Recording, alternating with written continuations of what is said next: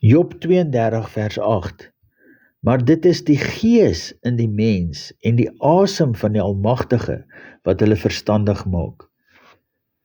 Die rede waarom so baie nog onintelligent is om uitstekend te wees in wat goed is en onkundig in wat boos is omrede die aanwakkering van die Christus nog nie in hulle binnenste pos gevat het nie.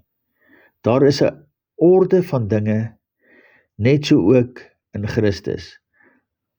Wanneer verligte begrip en ontwaking na die innerlike aanskakel, terselfdertyd kom die kennis deur dieselfde gees.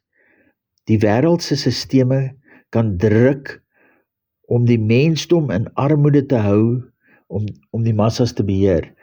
Maar sodra die mens geesgevuld ontwaak, soos iemand wat wakker word uit 'n slaap, en in daardie nuwe natuur morele waardes as natuurlike lewenstyl aanneem, dan begin die proses verspoedig om aan te beweeg vanuit aardse bewuste denke na geestelike bewuswording en uiteindelik hemelse oorklede denke.